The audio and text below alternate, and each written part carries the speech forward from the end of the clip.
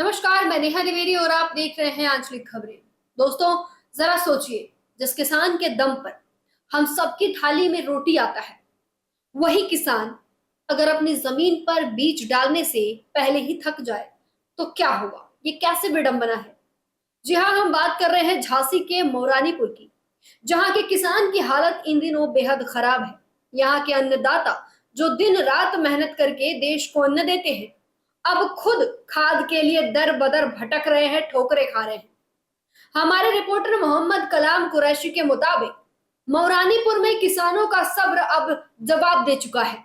3-3 महीनों से किसान लाइन में खड़े हैं, लेकिन जब तक उनका नंबर आता है, खाद खत्म हो जाता है। सोचिए, देखिए, किसानों का कहना है कि यहाँ नेताओं और कुछ सुविधा शुल्क देने वालों को खाद आराम से मिल जाता है, लेकिन जो सच्चा किसान है, जो सुबह से शाम तक खेत में पसीना बहाता है, उसे सिर्फ लाइन, धक्के और मायूसी मिलती है। एक किसान ने कैमरे के सामने कहा, साहब, हम 3 महीने से लाइन लगा रहे हैं, सुबह से शाम तक धूप में खड़े रहते हैं, धक्के खाते हैं, पर जरा जब हमारा नंबर आता है तो कहते हैं खाद्य सामग्री खत्म। क्या हमारी मेहनत सिर्फ इंतजार के लिए है? आधा लग जाती तो सूखे में पहले किसान चुनाई पे दे तो दोनों फसल हो जाती है। अब जब पूछ में एक पुरानी कहावत है, पूछ में भाव और पीस खाइए, पूछ में होते नहीं कछु। आज आप बहुत उत्तेजित दिखा रहे हैं, क्या ऐसी क्या बात हो गई जो आप इतने गुस्सा हो रहे हैं? खाद नहीं मिल रहा साहब। कौन सा खाद? डीएपी जो इनकी जरूरत है वो मिलने आ रही है, या पटक रही है, या क्या करने, जब खेती नहीं मिलते क्या काम। वहीं एक महिला किसान की आंखों में आंसू थे। वो बोली, अगर खाद नहीं मिलेगी तो खेती कैसे होगी? खेती नहीं होगी तो बच्चों को क्या खिलाएंगे? उनकी आवाज में इतना दर्द था और गुस्सा भी था। 15 दिन हो गए थे सोसाइटी पे आओ तो एक बोरी नहीं मिली खाद की, क्या कैसी कहा पता देवे ना तो का खवा डलाएगा बच्चा ना। असार की फसल में मांगा आदमी 20-20 हजार की गाजा कर के मूंगफली लाई, पूरी महंगाई, बस हमें वादे है सोचे खाद नहीं दे रहा है। कहाँ की है? बड़ा गाँव से है, दिल्ली इस्लाम है हमारा। कौन सी खाद चाहिए? डीएपी पूरी नहीं मिली अभी? नहीं मिली। गुलाब समूह से है, अजीत कमीशन से। मित्रों, सवाल ये उठता है कि जब प्रशासन कह रहा है कि डीएपी खाद्य पर्याप्त मात्रा में है, तो फिर ये किसान क्यों परेशान है? क्यों दर बदर ये ठोकर खा रहे हैं? खाद कौन ले रहा है? क्या सच में खाद की कालाबाजारी चल रही है? किसानों का आरोप है कि कुछ डीलर और नेता मिलजुल कर मिली जुली सरकार बना रहे हैं और खाद की ब्लैक मार्केटिंग कर रहे हैं, जिसे पैसे और पहुंच है, वो जितना चाहे खाद खरीद रहा है और बाकी गरीब किसान खाली पेट सो रहा है।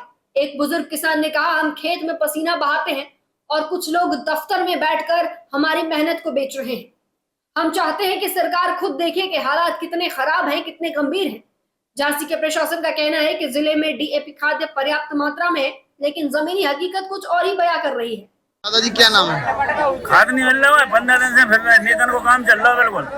उनने पैसा दो 100 रुपया वही बरसों दे सबको काम नेतन से चल रहा। हाँ, फोन पे जी को हमारा नंबर लगो कर जा, कहाँ का नंबर?